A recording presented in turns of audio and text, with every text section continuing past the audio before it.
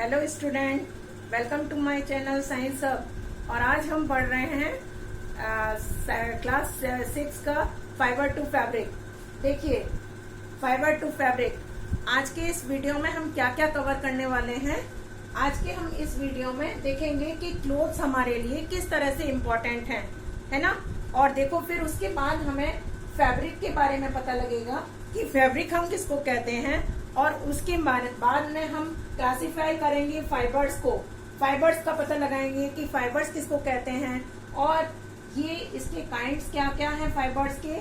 और फिर थोड़ा सा डिटेल में पढ़ेंगे नेचुरल फाइबर्स को, नेचुरल फाइबर्स कौन कौन हैं ये पता लगाएंगे। और फिर प्लांट फाइबर्स के बारे में भी आज के इस वीडियो में कवर किया जाएगा। चलिए शुरू करते हैं अपने टॉपिक से। क्या इम्पोर्टेंस है हमारी लाइफ में क्लोथ्स की, क्यों ये जरूरी है कि हम क्लोथ्स पहने, क्यों ये जरूरी है कि बच्चे या ह्यूमन बीइंग्स क्लोथ्स पहने, एनिमल्स को क्लोथ्स की जरूरत क्यों नहीं होती। ये क्वेश्चन हमारे दिमाग में कई बार आते होंगे, तो उसके दो आंसर्स हैं। Clothes are one of our basic necessity as, क्यों ये हमारी बेसिक नेसेसिटीज है। Number 1, they make us look good. Number 2, they protect us from different weather conditions such as cold, hot and rain. जो clothes हैं हमको अच्छा दिखने में हेल्पफुल होते हैं, हम सुंदर सुंदर दिखते हैं, अच्छे अच्छे क्लोथ्स पहनते हैं तो सुंदर दिखते हैं। और जो अर्ली ह्यूमन्स थे वो जब क्लोथ्स नहीं पहनते थे, तब जब उस टाइम पर भी वो पत्ते या एनिमल्स की स्किन से खुद को कवर करते थे। क्यों करते थे?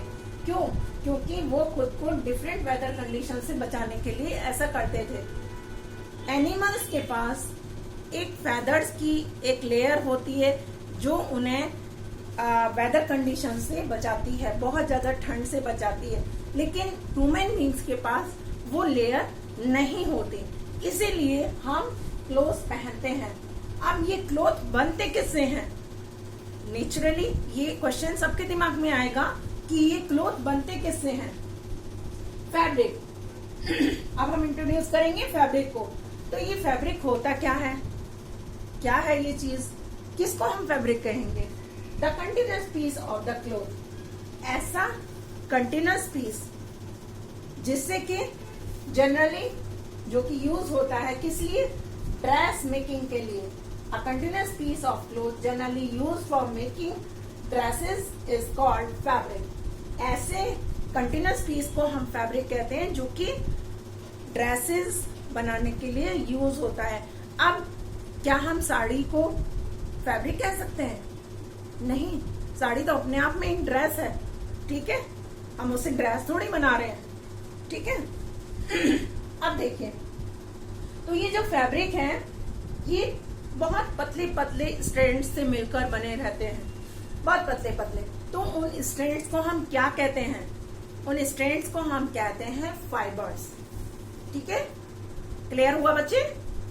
ठीक है, तो फाइबर्स क्या हुआ, ये भी हमारे जो डाउट था कि फाइबर किसको कहते हैं वो भी क्लियर हुआ। अब देखो, फाइबर्स को अगर हम क्लासिफाई करना चाहें तो कितने टाइप्स में क्लासिफाई करेंगे? मेनली फाइबर्स 2 टाइप्स के होते हैं। नेचुरल फाइबर, जैसे कि इसके नाम से पता लग रहा है, नेचुरल फाइबर जो नेचर से ही ऑब्टेन हो रहे हैं। नेचर में या तो ये प्लांट से मिलेंगे और या मिलेंगे ये एनिमल से, है ना। और तो कोई थर्ड चीज है नहीं ना जहां से हमें मिल जाए नेचुरल फाइबर, है ना। तो नेचुरल फाइबर हमको मेनली प्लांट से ऑब्टेन होते हैं। इनको अगर हम क्लासिफाई करेंगे तो प्लांट्स और एनिमल फाइबर। थर्ड एक और था जो नेचुरल फाइबर का एक और पार्ट था, नेचुरल फाइबर का नहीं था, सॉरी, दूसरा पार्ट जो था वो था सिंथेटिक फाइबर। सिंथेटिक फाइबर को हम मैन मेड फाइबर्स भी कहते हैं। और ये नेचर से कहीं से ऑब्टेन नहीं किए जा सकते, बल्कि कुछ केमिकल्स से बनाए जाते हैं, ठीक है बेटा। तो आप इस फ्लो चार्ट को जल्दी से नोट करो, फिर मैं आगे डिस्कस करती हूँ। जल्दी से वीडियो पॉज करके और नोट करो इसे।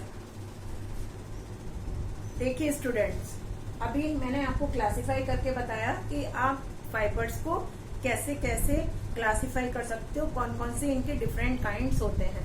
अभी हम थोड़ा डिटेल में जाएंगे प्लांट फाइबर के बारे में, मीन्स नेचुरल फाइबर्स के बारे में पढ़ रहे हैं।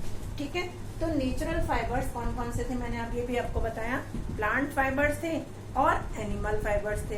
तो प्लांट फाइबर, जैसा कि अभी आपको इसके नाम से ही पता लग रहा है कि प्लांट फाइबर कौन कौन से होंगे। The fibres which are obtain from the some plant or a part of a plant, either they are obtain from a plant or a part of a plant, it is known as plant fibre. ठीक है, किसी plant के किसी part से अगर हमको कोई fibre मिलता है तो उसको हम प्लांट फाइबर कहते हैं। अब इसके एग्जाम्पल कौन कौन से होंगे, जैसे कि देखिए कॉटन है, तो कॉटन जो है, कॉटन फाइबर वो हमको कॉटन के प्लांट से मिलता है, और सीड्स के आसपास कॉटन फाइबर होता है। इसी तरह से जूट फाइबर है, हेम्प फाइबर है, कोकोनट फाइबर्स हैं, ये सारे फाइबर्स हमारे प्लांट फाइबर्स के एग्जाम्पल हैं। ठीक है बच्चे, क्लियर हो गया? ओके, चलिए अब देखते हैं कौन कौन सा फाइबर हमको किस किस पार्ट से मिलता है। कॉटन फाइबर है, देखिए कॉटन फाइबर हमको मिल रहा है कहाँ से, उसके सीड से। ठीक है, कहाँ से, सीड से। Cotton has fibres on its seeds. Coconut has fibre on its fruits. कहाँ पर है, फ्रूट्स पर। ठीक है, flax and jute have fibres in their stems. तो फ्लैक्स का जो फाइबर है या जूट का जो फाइबर है वो कहाँ है, स्टेम्स में है, स्टेम से मिल रहा है। ऐसे ही कोकोनट देखा ही आपने, कोकोनट जब ड्राई हो जाता है तो उसके जो रेशे होते हैं, फाइबर्स होते हैं, वही तो हमको उसके फ्रूट से मिलते हैं, जिससे हम रोप्स वगैरह बनाते हैं। तो वो हमको मिलता है कहाँ से, फ्रूट से। किसके, कोकोनट के फ्रूट से।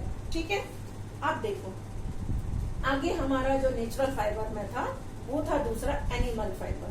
The fibre which are obtain from the animals are known as animal fibres. ऐसे फाइबर्स जो कि हमको एनिमल्स से मिलते हैं उनको हम कहते हैं एनिमल फाइबर। अब कोई मुझे 2 एनिमल फाइबर का नाम बता सकता है? हाँ, क्यों नहीं, आपने खूब सुना होगा सिल्क, वूल, ये दोनों चीजें क्या हैं, ये दोनों चीजें ही एनिमल फाइबर है। ठीक है, वूल हमको शीप से मिलती है और सिल्क जो है वो सिल्क वॉर्म के कोकून से मिलता है। सिल्क वॉर्म अपने चारों तरफ एक कोकून बनाता है। आपने सिल्क वॉर्म का लाइफ साइकिल पढ़ा होगा, तो अभी हम नेक्स्ट क्लास में जब जाएंगे तब वो डिटेल में आपको पढ़ाया जाएगा। ठीक है बेटा, तो सिल्क वॉर्म का जो कोकून होता है उससे हमको क्या मिलता है, सिल्क फाइबर मिलता है। क्लियर बच्चे? चलिए आगे चलते हैं। Most of the wool is obtain from the fleece of the sheep. जितनी भी वूल है वो सारी ज्यादातर शीप से ही मिलती हैं, कुछ एक को छोड़कर। या तो कुछ कैमल से मिलेंगी, या याक से मिलेंगी, या अंगोरा शीप है उससे, गोट से, रैबिट से। तो इस तरह से अलग अलग टाइप की वूल होती है। और इसके अलावा मैंने आपको बताया, जो मैंने यहाँ लिखा नहीं है, सिल्क किससे मिलता है, सिल्क फाइबर हमको मिलता है सिल्क के कोकून से, सिल्क वॉर्म के कोकून से। तो क्लियर है बच्चे? यहाँ तक आपको सब क्लियर हुआ? नोट डाउन करो इसको जल्दी से। तो अभी हम नेक्स्ट जो टॉपिक कवर करने वाले हैं, अभी हमने देखा प्लांट फाइबर और एनिमल फाइबर के बारे में, जो कि नेचुरल फाइबर थे। अब जो हम कवर करेंगे वो है सिंथेटिक फाइबर। सिंथेटिक फाइबर क्या होता है? अभी मैंने आपको बताया कि सिंथेटिक फाइबर जो कि आर्टिफिशियल फाइबर है, इनको आप आर्टिफिशियल फाइबर भी कह सकते हो। तो आर्टिफिशियल कौन होंगे? जो कि नेचर से नहीं मिल रहे, बनाए जा रहे हैं किसमें? या तो फैक्ट्रीज में। किसकी हेल्प से? केमिकल्स की हेल्प से। तो देखो, the fibres which are made from chemicals in the laboratory by men are known as synthetic fiber. They are also called as man-made fiber.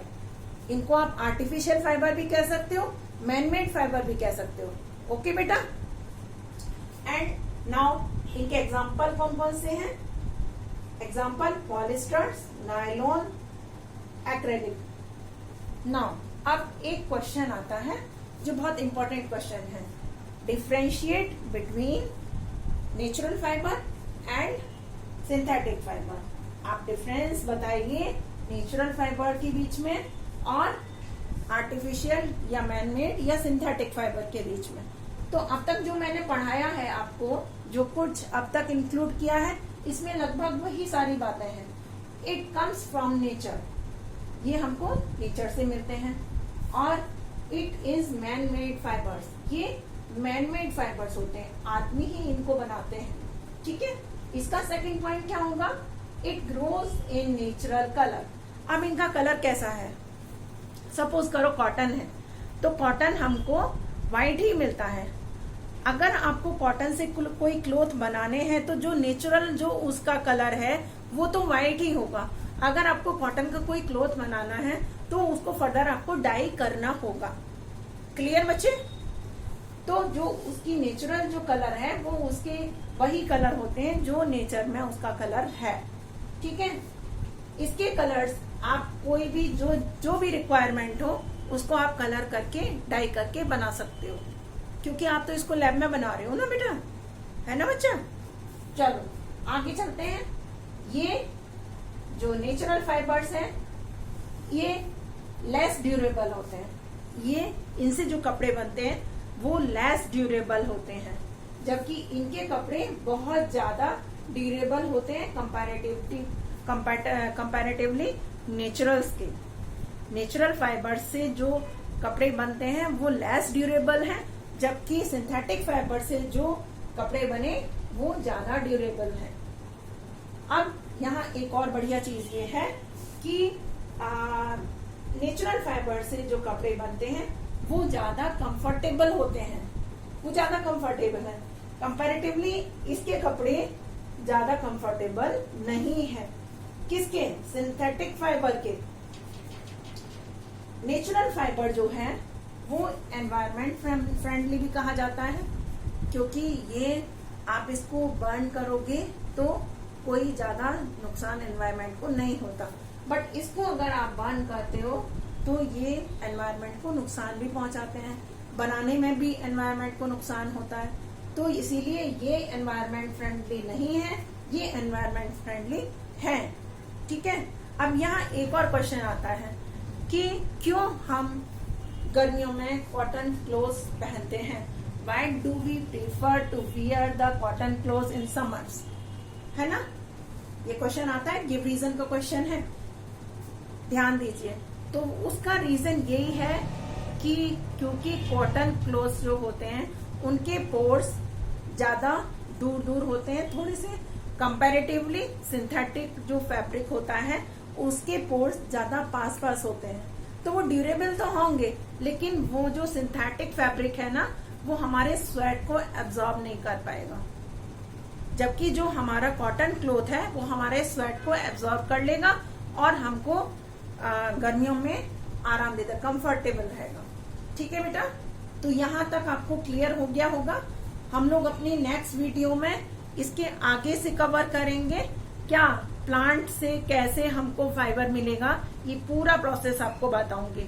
तो मेरा नेक्स्ट वीडियो जरूर देखिएगा, और आज का वीडियो अगर मेरा पसंद आए तो प्लीज उसको लाइक और शेयर जरूर करिए।